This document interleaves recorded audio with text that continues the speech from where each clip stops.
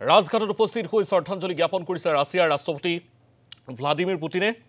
ইয়াৰ পিছতে ৰাষ্ট্ৰপতি ভৱনত উপস্থিত হয় ৰাছিয়াৰ ৰাষ্ট্ৰপতিগৰাকী। ৰাষ্ট্ৰপতি ভৱনত গাৰ্ড অফ অনাৰ দিয়া হৈছে পুটিনক। ৰাছিয়াৰ ৰাষ্ট্ৰপতিগৰাকীক আদৰণি জনাইছে ৰাষ্ট্ৰপতি দ্ৰৌপদী মুৰ্মুৱে। উপস্থিত আছে প্ৰধানমন্ত্ৰী নৰেন্দ্ৰ মোদীও। ইয়াৰ পিছতে হায়দৰাবাদ ভৱনত আয়োজন কৰা 23 সংখ্যক ভাৰত ৰাছিয়া সন্মিলনত অংশগ্ৰহণ কৰিব ভ্লাদিমিৰ পুটিনে। দুপৰীয়া প্ৰায় 1:30 বজাত পুটিন আৰু প্ৰধানমন্ত্ৰী নৰেন্দ্ৰ মোদীয়ে যুটীয়াভাৱে দিব প্ৰেছ বিবৃতি। সন্ধিয়া 5 বজাত পুটিনে ভাৰত মণ্ডপমত উপস্থিত হৈ ব্যৱসায়ীসকলক সাক্ষাৎ কৰিব। সন্ধিয়া 7 বজাত ৰাছিয়াৰ ৰাষ্ট্ৰপতিগৰাকীৰ সন্মানাৰ্থে ভাৰতৰ ৰাষ্ট্ৰপতি দ্ৰৌপদী মুৰ্মুৱে আয়োজন কৰিব নৈশভোজৰ। বৃহস্পতিবাৰে সন্ধিয়া দুদিনীয়া ভ্ৰমণসূচীৰে ভাৰতত উপস্থিত হৈছিল ৰাছিয়াৰ ৰাষ্ট্ৰপতিগৰাকী। প্ৰধানমন্ত্ৰী নৰেন্দ্ৰ মোদীয়ে আয়োজন কৰা নৈশভোজত অংশ লৈছিল ভ্লাদিমিৰ পুটিনে। নৈশভোজৰ সময়ত ৰাছিয়ান ভাষাত অনুদিত এখন গীতও উপহাৰ দিয়া হয় পুটিনক। এই মুহূৰ্তত আমি পোনে পোনে ৰাজঘাটৰ পৰা কিছু দৃশ্যাৱলী দেখুৱাব বিচাৰিছোঁ। এয়া ৰাষ্ট্ৰপতি ভৱনৰ পৰা আমি দৃশ্যাৱলী দেখুৱাইছোঁ।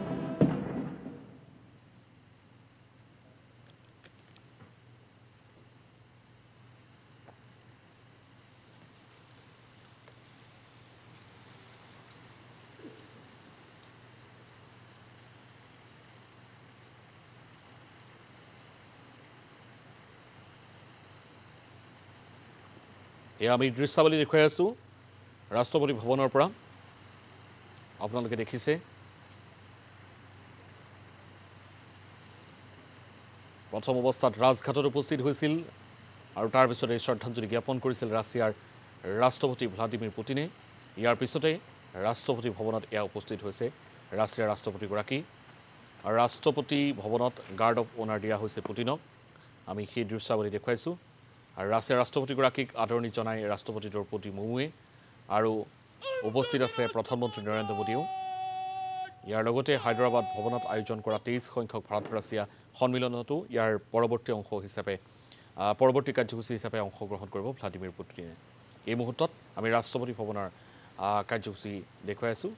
এয়া গাৰ্ড অফ অনাৰ গ্ৰহণ কৰিছে আৰু তাৰ পিছতেই ৰাষ্ট্ৰপতিক সাক্ষাৎ কৰিছে, আদৰণি জনাইছে ৰাষ্ট্ৰপতিগৰাকীয়ে।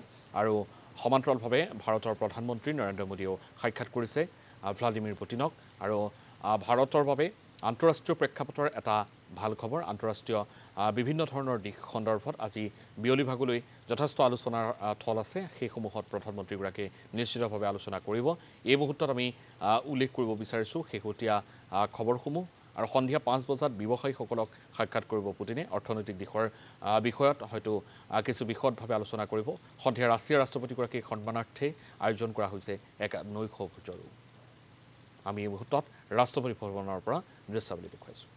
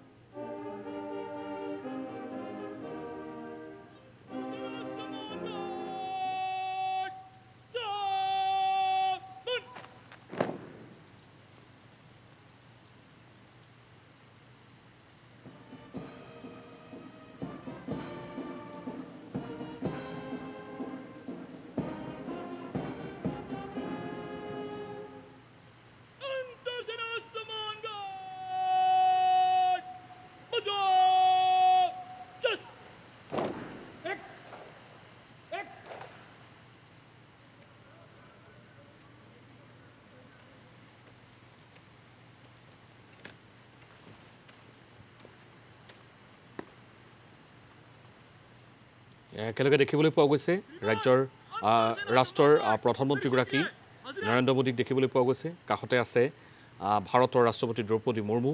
আৰু এয়া ভ্লাদিমিৰ পুটিন আৰু এনেধৰণে এক সৌহাৰ্দ্যমূলক সাক্ষাৎ হৈছে আৰু তাৰ পিছতেই যিসমূহ প্ৰশাসনীয় নীতি নিয়ম সেই নীতি নিয়ম অনুসৰি আদৰণি জনোৱা হৈছে এইটোৱে